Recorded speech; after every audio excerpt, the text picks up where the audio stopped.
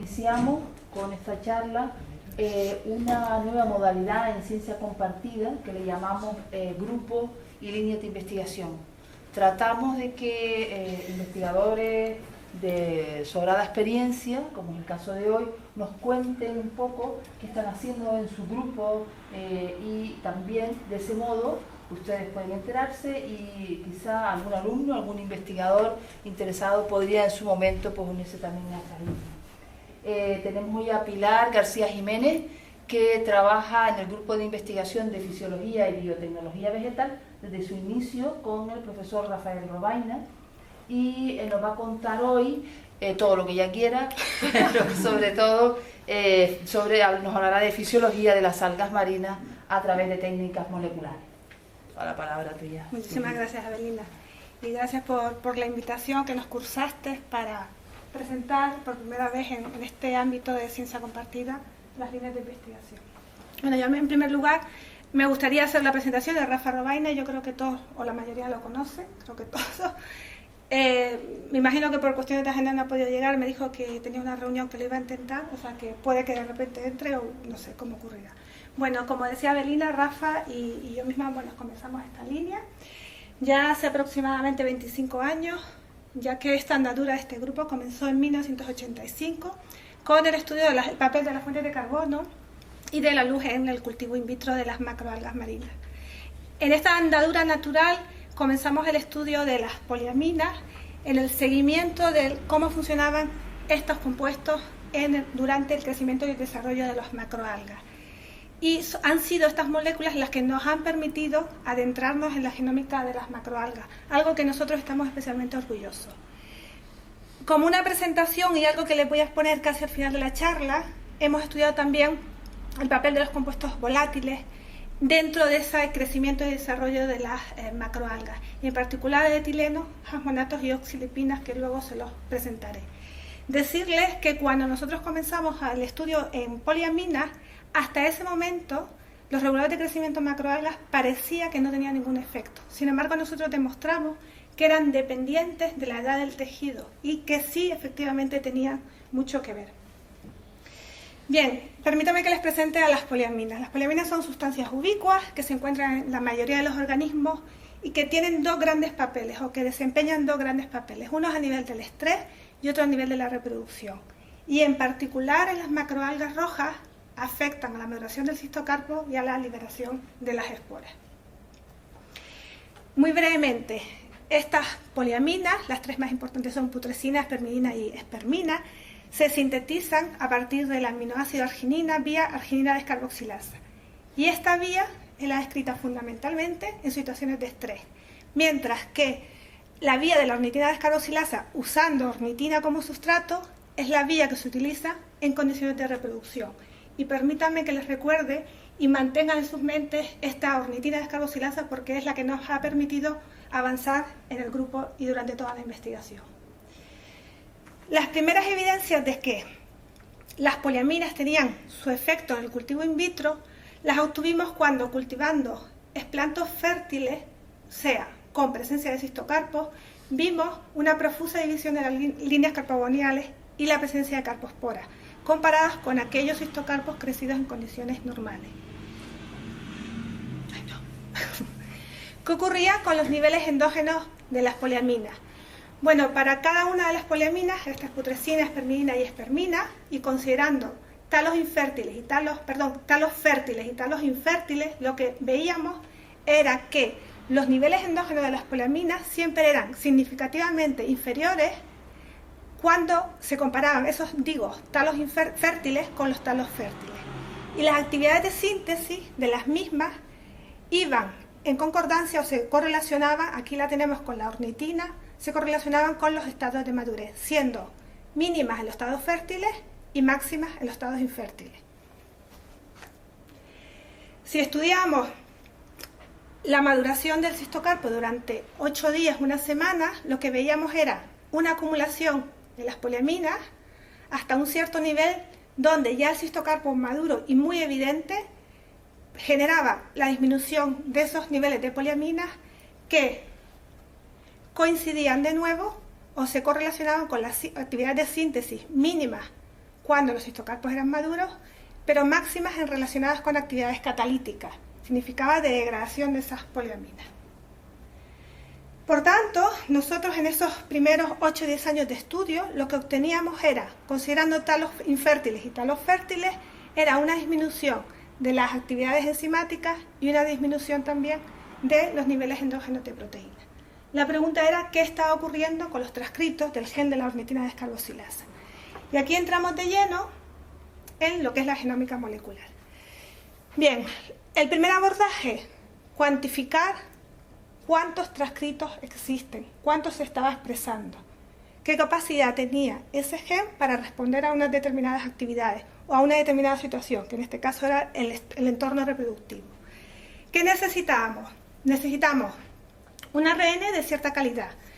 Aquí ustedes saben que las algas tienen en sus paredes polisacáridos de naturaleza sulfatada y el comportamiento de estos polisacáridos es muy similar al de los ácidos nucleicos. Por tanto, a la hora de precipitar y aislar esos ácidos nucleicos, íbamos a llevar con nosotros, íbamos a arrastrar con nosotros los polisacáridos. Por tanto, no nos servían aquellos kits industriales o comerciales que existían para plantas superiores u organismos animales. Y tuvimos que poner a punto todo el protocolo de extracción ARN para material algal. En segundo lugar, bueno, como cualquier reacción de transcripción, nosotros necesitamos unos cebadores, unos primers, que permitan que la polimerasa arranque y comience a pegar nucleótidos. Pues en este caso, nosotros no teníamos esos cebadores o primers porque no había en la bibliografía, y lo que hicimos fue buscar secuencias de la ornitina descarboxilasa presentes en la bibliografía, de distinta procedencia, de distintos organismos, alinearlos mediante un clúster y a continuación las zonas comunes, las zonas consenso, aquellas zonas homólogas, las utilizábamos para diseñar los primers, en los dos sentidos, para obtener un fragmento.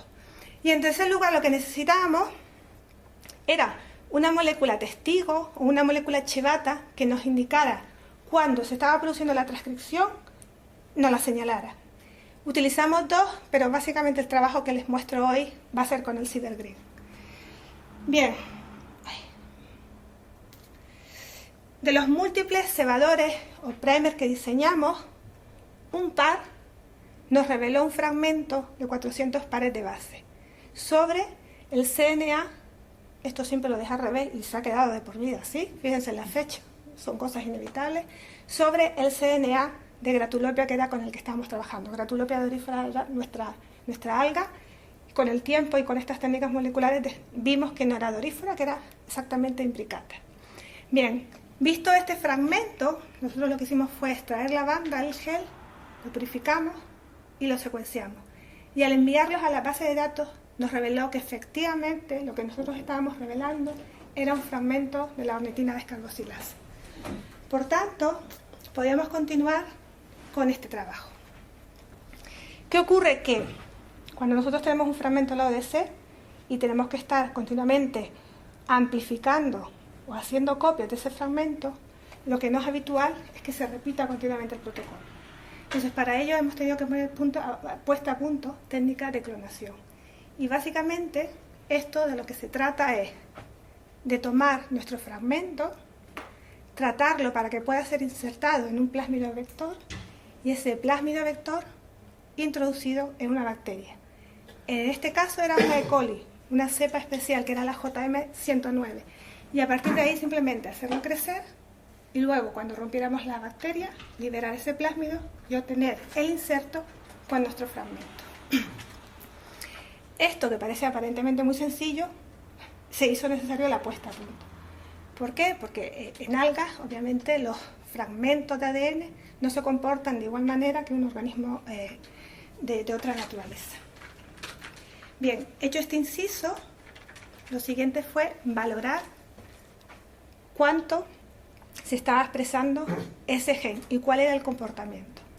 Bueno, pues esto es la imagen de una PCR cuantitativa o de real time, que es como les pongo aquí, y lo que nos va a permitir es diferenciar en número de transcritos valores tan pequeños como estos que les marco aquí, con lo cual nos podía estar indicando cuál es el comportamiento de ese gen en estas condiciones, cuando tratamos talos infértiles y talos fértiles. ¿Y cuál fue el comportamiento? Pues miren, cuando tomamos talos fértiles e infértiles, pero hacíamos la distinción entre la zona apical y la zona basal, lo que obteníamos era que siempre había una expresión normalizada del gen significativa en la zona basal, comparada a aquella zona apical que contenía los cistocarpos. En la zona o en los talos infértiles, las zonas apicales y basales no presentaban diferencia en expresión del gen. Dicho esto, permítanme que les explique qué significa esto de la señal normalizada. Yo estoy hablando de que un gen se expresa más o menos. La relación es con respecto a qué. Entonces, para ello siempre es necesario, y aquí tuvimos que hacer un trabajo importante, buscar genes constitutivos, lo que se llaman housekeeping, que son unos genes que siempre se expresan en la célula. Son genes que siempre se expresan en la célula, digo, y que nos van a permitir que nos sirvan de referencia frente a las actividades del gen en cuestión, del gen en problema. Haciendo este abordaje in vitro, nosotros lo que hicimos fue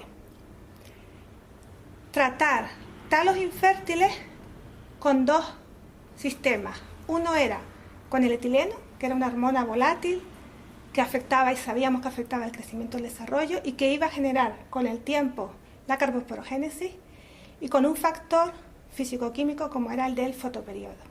Y también sabíamos que a un determinado fotoperiodo íbamos a inducir con el tiempo la formación de cistocarpos. Y observamos de nuevo que las partes basales de aquellos talos cultivados en aquellos tratamientos donde sabíamos que se iba a inducir los cistocarpos presentaba una señal normalizada significativamente superior a las partes apicales de esos mismos talos, sin visualizar, como ocurrió en el caso de la naturaleza, los cistocarpos.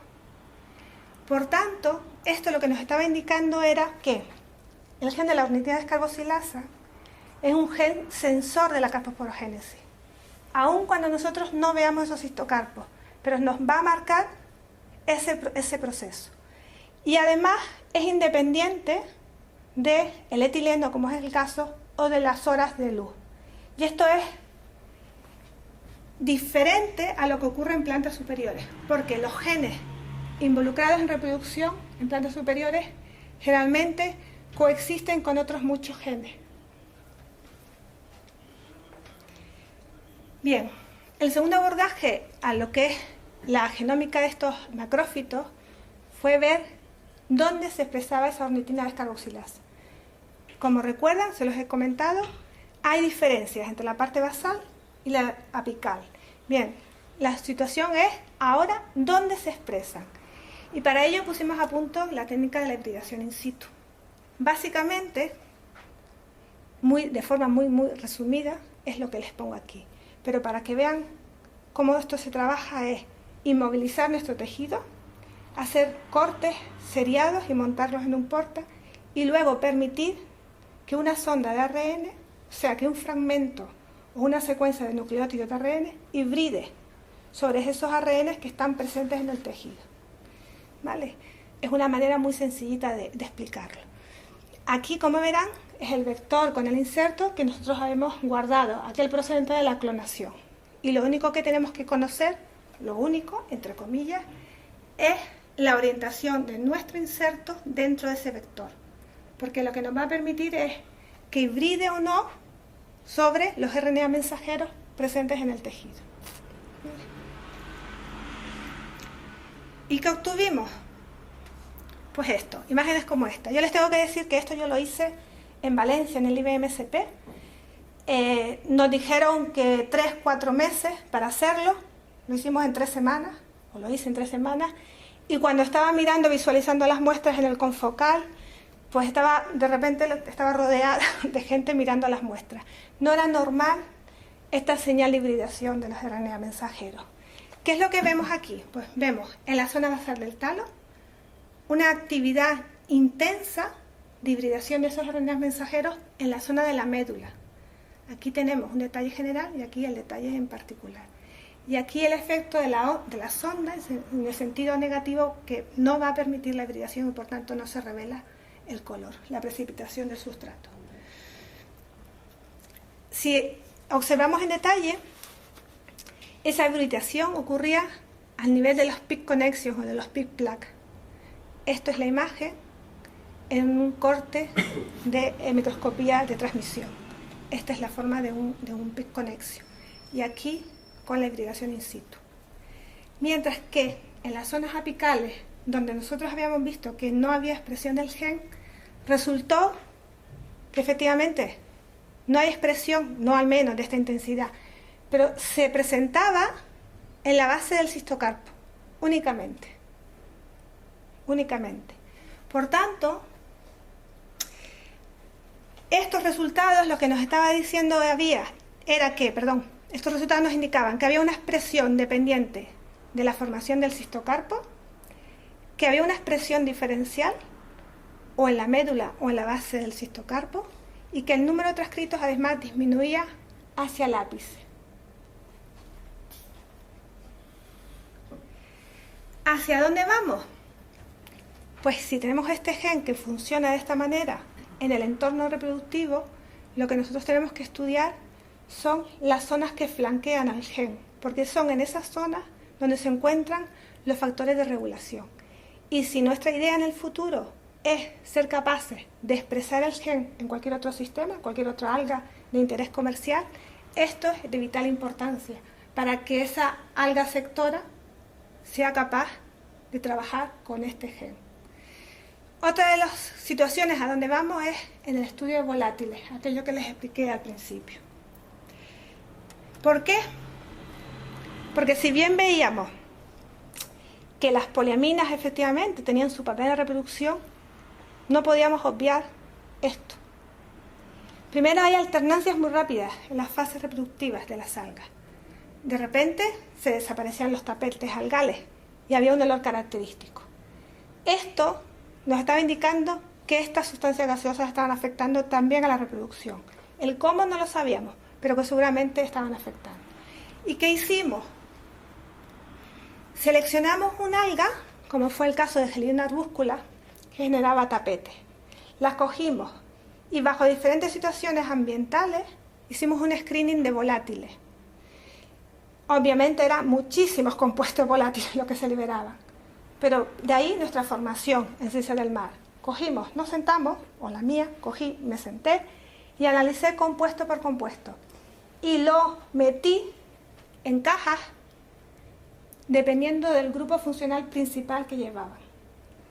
Y así obtuvimos metilalquilos, compuestos de metilalquilos, compuestos que llevaban aminas, compuestos con etileno y compuestos derivados de la oxidación de los lípidos.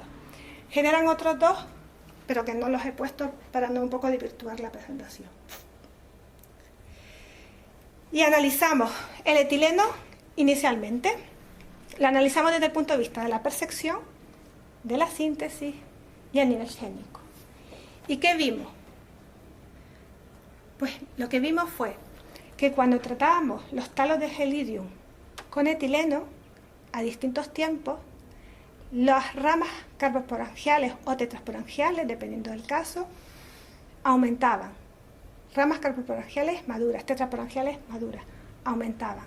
Lo que nos estaba indicando que el alga era capaz de percibir esta hormona de crecimiento, favoreciendo la maduración de los cistocarpos, de nuevo en el entorno reproductivo.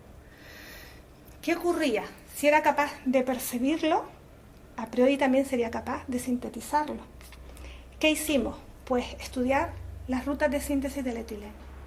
Y aquí nos encontrábamos con que la bibliografía solo decía que para algas la principal vía de síntesis del etileno era a través del dimetilsulfopropionato. Este DMSP es un osmolito que se acumula en condiciones de salinidad alta para compensar. Pero los datos que nosotros obteníamos de las enzimas implicadas eran muy bajos con respecto a las enzimas que estaban presentes en la ruta de las plantas superiores y que hasta ahora no habían sido descritas. Con lo cual nosotros concluimos que la ruta principal de la síntesis de etileno es a través de la ACC sintasa y de la ACC oxidasa, y que estimábamos que la síntesis del etileno a través de la DMSP es un producto de una transformación química del acrilato en etileno, pero no una transformación enzimática, como se presuponía. ¿Qué ocurría a nivel génico? Pues cuando valoramos el número de transcritos en cantidad de RNA total, este incrementaba casi 5 veces a medida que la exposición en etileno ocurría. Estimábamos que dentro de estos transcritos lo que íbamos a tener eran genes relacionados con la percepción, genes relacionados con la síntesis y otros genes que nosotros no sabíamos cuáles eran. Y nos dedicamos a estudiar los genes relacionados con la recepción, o sea, los receptores de etileno. Y aquí de nuevo hicimos una búsqueda y analizamos cada uno de los dominios en los que conforman los receptores de etileno. Pero el diseño de primers a partir de secuencia consenso, la búsqueda en la base de datos, nunca nos reveló ningún gen que estaba controlando esta recepción del etileno. Lo que nos daba pie a pensar, primero, no hay receptores de etileno en la bibliografía para macroalgas, ya lo sabíamos. Segundo, no hay homologías con las plantas superiores, o sea que la recepción del etileno en macroalgas ocurre a través de una vía completamente distinta a la que ocurre en plantas superiores. ¿Qué ocurría con el otro gran grupo de volátiles? Bueno, pues nos centramos en aquellos derivados de la oxidación de lípidos. Estos derivados de la oxidación son fundamentalmente los llamados oxilipinas, pero también se liberan peróxido de hidrógeno y derivados de la aminoxidasa. Y en particular, la oxilipina son sustratos para la síntesis de una nueva hormona no descrita en algas, que es el metilfosmonato. El metilfosmonato está relacionado con defensa y con crecimiento y desarrollo en plantas superiores. Pero si hacíamos un estudio y una búsqueda de qué ocurría y dónde estaban involucrados estos compuestos, veíamos que ellos son también considerados especies reactivas. Las especies reactivas son tóxicas en la célula y sus mecanismos de control se basan en el secuestro mediante actividades enzimáticas como la catalasa, la superóxido dismutasa o la ascorbato peroxidasa, pero también a través de mecanismos de modulación. Y eso significaba que lo que hace el vegetal es reducir la concentración para, a través de mecanismos de quinasa, sintetizar metilfosmonato.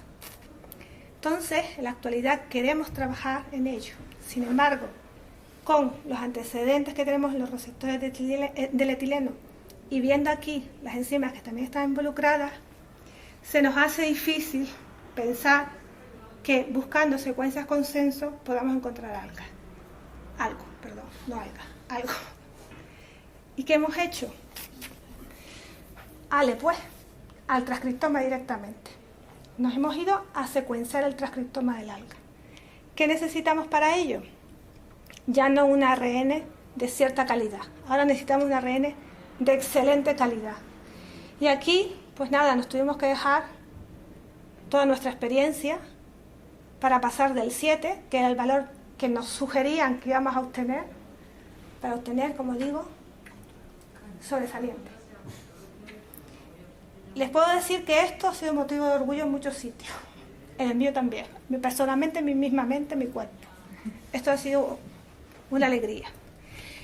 En segundo lugar, necesitamos que los ARN mensajeros que obtuviéramos fueran de distribución homogénea en el tamaño, para que la lectura en el secuenciador fuera homogénea y luego el ensamblaje de cada uno de esos trocitos fuera realmente eficaz.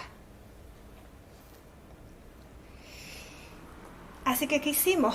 Bueno, cada una de esas secuencias, que no necesariamente tiene que corresponder con un transcrito, se fueron leyendo y comparando con el electroferograma. El electroferograma es como un cromatograma donde aparecen los picos y chequeando cada una de las bases.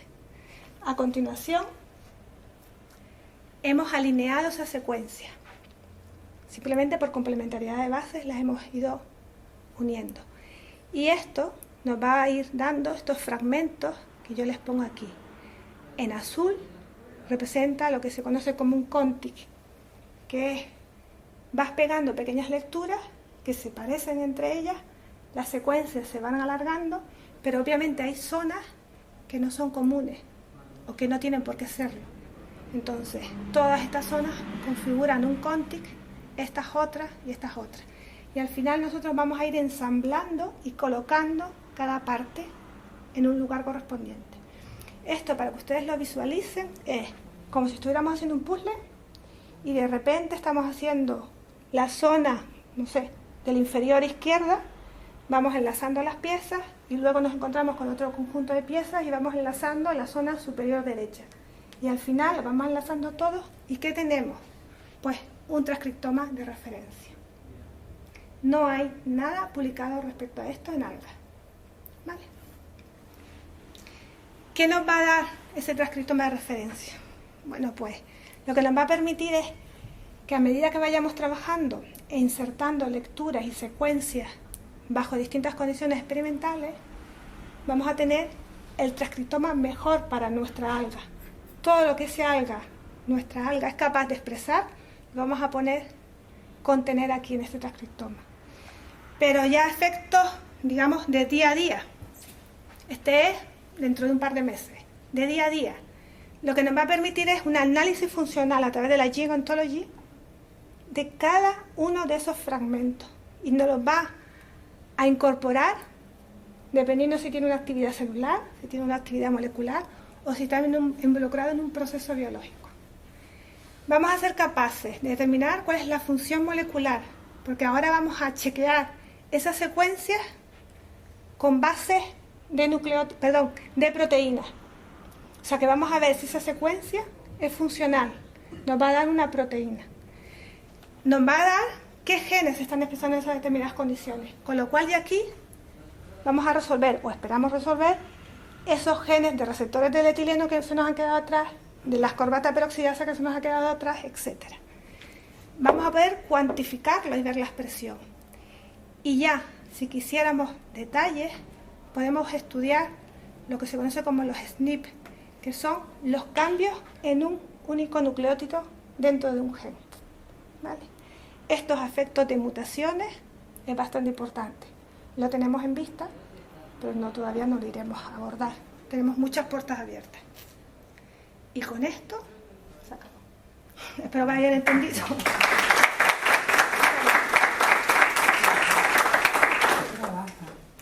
¿Qué trabajo? Pues mira, yo aquí tengo que decir una cosa. Yo soy licenciada en Ciencias del Mar y ciertamente nuestra formación en biología molecular es escasa. Pero sin embargo, es cuestión de ponerte y estudiar. Es verdad que se ha resumido mucho, a lo mejor quizás no lo han entendido del todo, pero es un trabajo muy minucioso. Tienes que hacerlo muy minucioso, porque además trabajas con las bases de datos, haces mucha bioinformática y trabajas en el laboratorio, pero en el laboratorio lo que trabajas son microlitros, 0,5 microlitros, o sea, es y luego para la caza.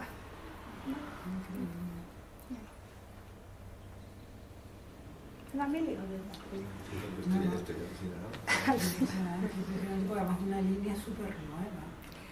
En macroalgas a mí poco, sí, la verdad que sí. Bueno, en general, ni siquiera unicelulares hay a este nivel en reproducción, no hay nada.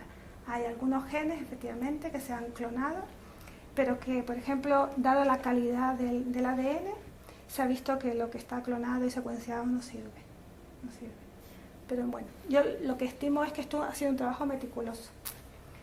Y hemos ido despacio porque somos pocos, somos 2 personas que son fijas, digamos, pero yo creo que es un trabajo sobre seguro.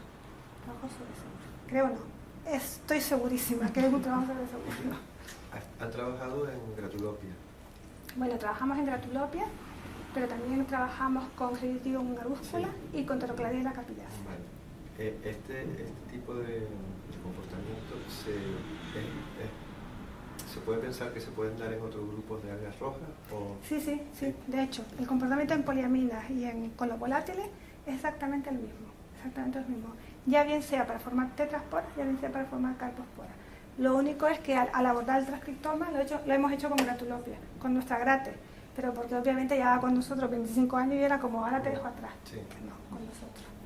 ¿Vale? Pero sí, el comportamiento es similar. Sí.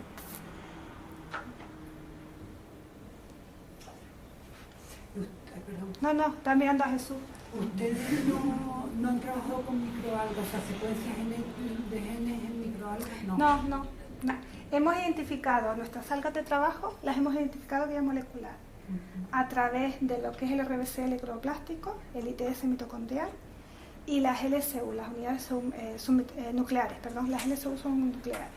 Todas las hemos identificado, porque al principio, por ejemplo, con Gratulopia, pasamos de ser doríforas a hacer otra cosa, ya ni me acuerdo, a hacer turuturu, y al final la que nosotros tenemos es Gratulopia imbricata.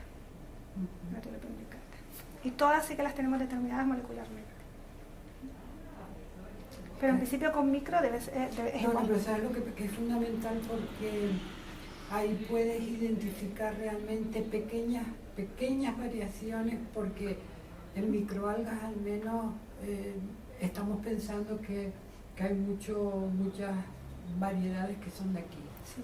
Sobre todo pues en agua dulce, desde luego, en agua de mar, claro, la homogeneidad o la transferencia de unas a otras, pues es más asequible, ¿no? Eso no te queda otra manera que ir a la molecular. De hecho, Emilio sabe que el comportamiento de Gratulopia era completamente distinto si crecía en el charquito a la sombra que si crecía en el charquito donde les daba más horas de luz.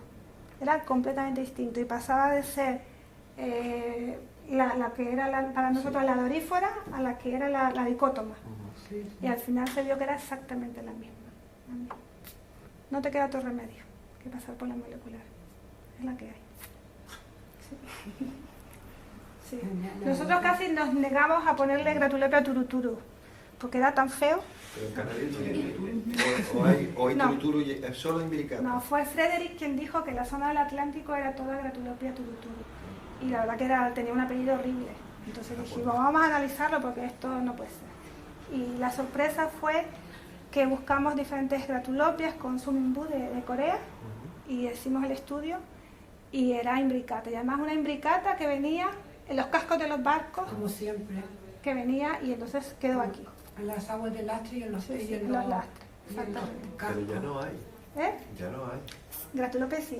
No, me refiero, hemos estado buscando precisamente. Escondida, yo la tengo escondida ahí. Y no la encontramos. La tengo allí a buen recaudo. Si hay un sitio, pero no te pues digo. No te digo. No te digo. O sea, donde hay mucho, en los cabos de las instalaciones de agricultura. Sí, pero esa no es imbricata. No es imbricata. No es imbricata. Nosotros también la analizamos, no es imbricata. Que además aparece la lámina inmensa, no es imbricata. No es imbricata. La imbricata es la chiquitita con la hoja ancha, pero esa no es imbricata. Bueno, la hoja, pero nadie nos escucha. Oye, fue fantástico la guía esta que han abierto. Sí, la verdad que ahí Rafa estuvo fino al principio, cuando iniciamos el camino, y bueno, le faltaba tener a una atrevida al lado. Como siempre. Que es lo que ha habido. Es lo que ha habido. Pero bueno. Pues enhorabuena. Muchas gracias. A ustedes, gracias.